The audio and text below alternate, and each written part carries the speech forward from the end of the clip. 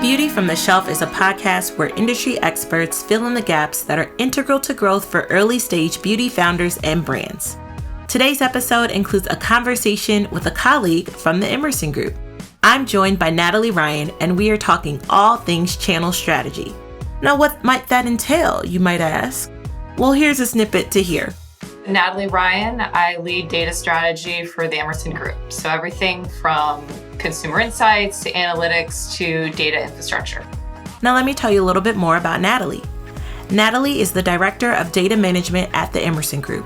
That includes all of the many syndicated data systems that we use and data sources for the Emerson Group's brand partners. Natalie has been at Emerson for over 8 years and has worked with many brands in leveraging industry insights to help those brands grow. And today, we sit down to talk all things channel strategy. This topic is going to be especially helpful for those founders and brands that are new to the CPG industry. And I personally believe channel strategy is a crucial foundational piece to building a sustainable business that is going to grow. There are lots of nuggets and things to learn today. I hope you enjoy the show. Thanks again for joining the show. I'll start off by saying this. I have been so excited to talk about channel strategy on this podcast because after being on the retail side for so long and then coming on the branded side, I had no idea how important channel strategy really is in a brand's ability to succeed.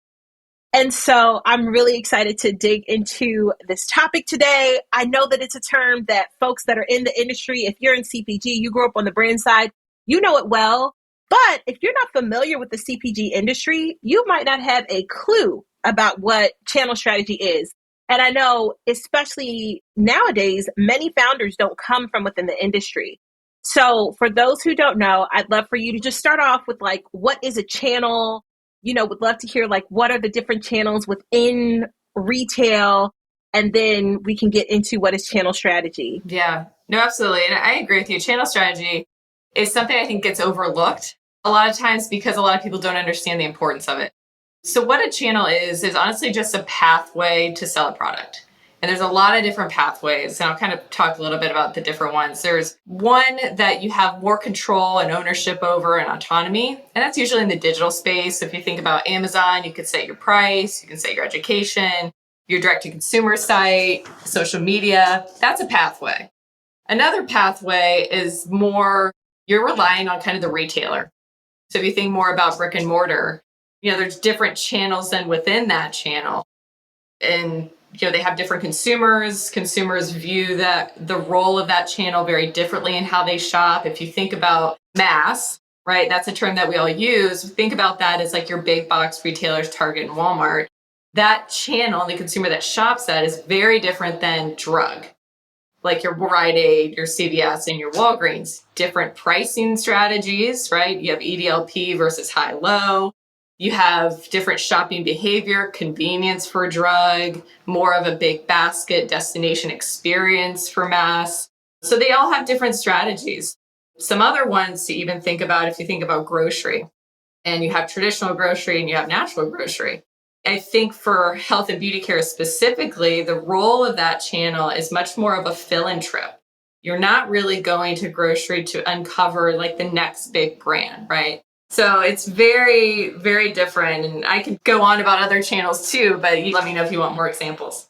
No, that was so great and such a great intro to just defining what a channel is. And I did want to just describe, in case folks didn't know, Natalie referenced EDLP as a pricing strategy for the mass channel. That stands for Everyday Low Price, EDLP. Very common at a Walmart. You might hear it at a Target and Meijer, but Walmart is known for that EDLP. You talked a little bit about how, digital, that's one way to have control over it, but then how you also might have retailers and how those can have channels within them, within the brick and mortar retailers. Can you talk a little bit about why that would be important and how brands would almost approach looking at the retailers with a business lens, because it's very different than how we look at it from a consumer lens? Yeah, I think One huge difference is you have to sell in your product to a person at retail. So if you think about putting your product on Amazon, it's all really technical driven, down to like the description and the price. With retail, let's just take Target, for example. You have to meet with the Target buyer, and Monique, you know best, right? And you have to be able to convince them to take the product. And then you're reliant on them on, placing the PO, on setting their retail price. Because remember, retailers own their retail price, right? And that's very, very important. It is very, very different type of approach. And it's also really expensive to do business at retail. If you think about, and as you're planning to go into retail, you have sometimes slotting costs. So just the paying the cost to get the product on the shelf. Then you have costs around, promotion. You have to be able to do different promotions at different times and those costs. So having all of that information in advance is going to be critical in making that decision on if you would go to retail and if you don't. It's one of those things that when you're on the consumer side, you don't realize it. Like even payment terms, we don't have to get into that, but it's like, wait a second. When I go to the store, I pay for my product and I get it. But on the brand side, it is not the same. It's like 90 days. It's given layaway. So it's like very different. Yeah. You did mention a little bit about pricing and how, you talked EDLP, you talked high-low, and then you also said the retailer chooses the price. Can you talk a little bit about how your channel strategy or how pricing and channels intertwine and why that's important and how brands can maybe look at that ahead of time as they're pulling things together? We talk a lot about pricing architecture here and kind of coaching brands to think about it. And a good example about this is Amazon. Amazon will be the lowest price. And the price matches. So if you go into Target or, whatever, at a lower price than what you are at Amazon, Amazon's going to drop the price. So it's a race to the bottom when it comes to dealing with price in a lot of instances across channels. So, there's some unique ways to get around that, right? I think, one that we've seen success is different pack sizes or different unique items where Amazon can't price match. So you can maintain a good balance. The one thing I'll say that what it really comes down to is what is your consumer willing to pay for your product, and really starting there. And then from there, that will impact, okay, you know what? I can afford and be profitable if I do go here. I can't be profitable if I go here. So having that understanding of what your consumer is going to pay and what's going to make you profitable ultimately is going to make your decision. That's a really good question to ask and a really good advice in terms of thinking about those twin packs or different ways to price it together. Because now with technology, I remember when I was at Target, we had just started this this price scraping is kind of what we called it, where we're looking everywhere to see what is the price for anything that has this UPC. And when you can do that with technology, obviously this wasn't a thing 20 years ago, right? But it is a real thing now. And brands can get into trouble if they may be sold to, even, you talked about Amazon, but if they sold to a place where they're selling to resellers. Yeah. And now the reseller is pricing them below their desired, the MSRP that they gave to that reseller. And now you're in this place where it's like, now your cost is below your retail. I mean, it can get really dicey if you don't have that pricing tied in. It plays a big role. Yeah, because at the end of the day, like if you sell to a retailer, they're trying to make money, right? So they will do things so they make money. And they care about you, but they care about making money a lot more. Right. And that make money is we want to get the sale. Yep. And in many cases, getting the sale means we want to be the best price. And so I know that that's really tricky for a lot of brands. I was just going to kind of go off to the pricing. I think something that also gets overlooked is the role of promotion. So for a good example that I use a lot is vitamins, right? So vitamins, about half of it's done on promotion, right? So I think knowing that also bakes into, okay, so if I'm going to be buy one, get one 4 times a year, that's really going to start to impact things. So layering that to your point on price is going to be important. That's so good. And I know on the retailer side, I know when I was buying, especially when I was at Anthropologie and specialty retail, we would sometimes bring product in knowing it was going to go to markdown. But you as the consumer don't know that.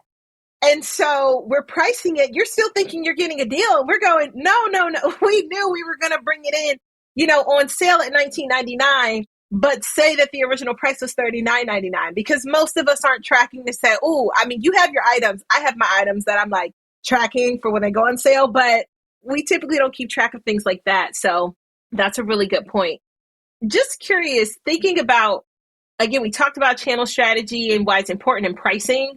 When do you think brands should consider developing their channel strategy, especially as we think of new beauty brands that are coming with new products or new ideas? Many are DTC first, or some of them think, oh, I want to go to a retailer first. How do they work channel strategy into one of the things that, one of the things? Yeah, honestly, I think it's like the first thing you think about, because it's like, where do you want to be? Where do you want this brand to be? And how are you going to get there? The reality is in health and beauty care, still 70% on average of sales are done in store. So it's going to have to be a part of your strategy eventually if you kind of want to grow into a bigger brand. And it's also never too early to start, having conversations with certain retailers. We're seeing a lot of retailers open to the fact of brands saying, hey, I'm working on this, I'm building to this, I just want you to know, right? And I think building those connections, if you can get a retailer to be an advocate for you, it's going to be a lot easier in the selling process down the road. I agree with you. I think it's one of the first things that brands should consider. Now, let's say a brand hasn't done that. Yeah. Because, that's like ideal case scenario. Let's say a brand, they're already at retail and they have no channel strategy.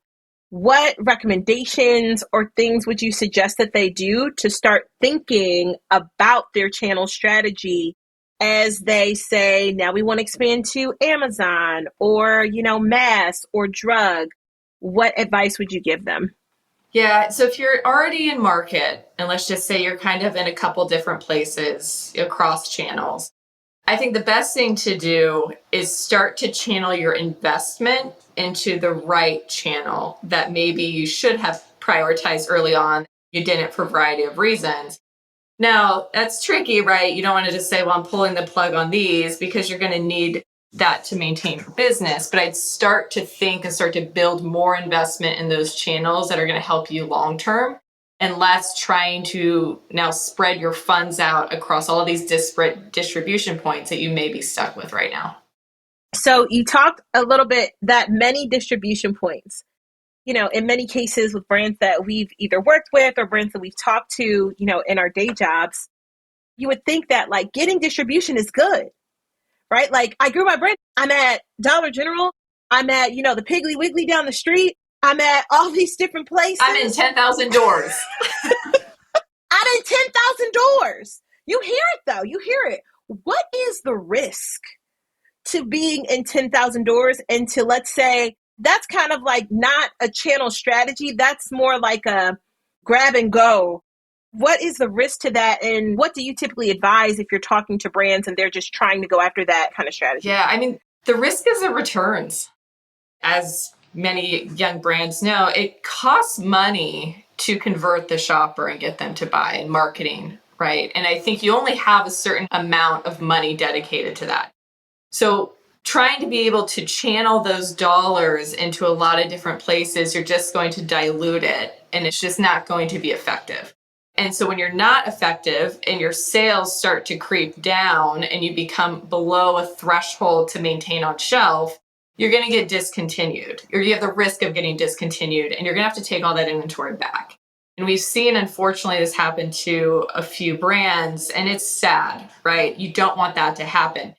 So my recommendation, if you can, right, every brand has different financial needs and expectations, is really more the slow and steady route, is prove it out, scale it out where you are, and then slowly grow from there. And always keeping in mind, I got to follow where my consumer is and where they want to see my brand. Now, I would say about the door count, there are certain times where you can do more velocity and more sales and fewer door count than multiple door count. I think changing that conversation of, how are my dollars per door versus number of doors should probably be more of a metric than touting how many doors you're in. That's really good. That's like bigger is not always better. Yeah. It's like, what's the quality of the sales that you are doing? What learnings do you have? And then I thought that was really good when you said you only have limited marketing dollars. So if you are going to all of the different retailers across everywhere, your dollar isn't going to work as hard for you. There's another episode where I talked about marketing with Robin from Little Big Brands, and she said something very similar. It's like your dollar has to go really, really far when you're new and when you don't have a ton of funds. And so in some cases, spreading yourself and going everywhere, you can kind of spread yourself too thin. And then to your point, now all of these retailers that you're at are still expecting you to hit a certain minimum threshold. And that can just be, a challenge. That was all that I had for channel strategy. I'm going to ask you, do you think there's anything that I missed that you want to talk about with regards to channel strategy, or anything else that you feel is really important? And then I'll ask my final question. The only thing I will add is right now, and probably more so even into the future, is retailers are really looking for these small brands and they're in high demand. So one point of advice I'd give to a brand that's launching is retailers need you more than you need them. So you're in a position, I think, of power in approaching retailers. I don't want you to feel like you're backed into a corner by doing a national launch when you can't afford a national launch, getting tied up in terms and maybe that you can't be profitable. So use that to your advantage in negotiation with these retailers, because I think it's really important, and these brands are really needed by retailers. So just remember that.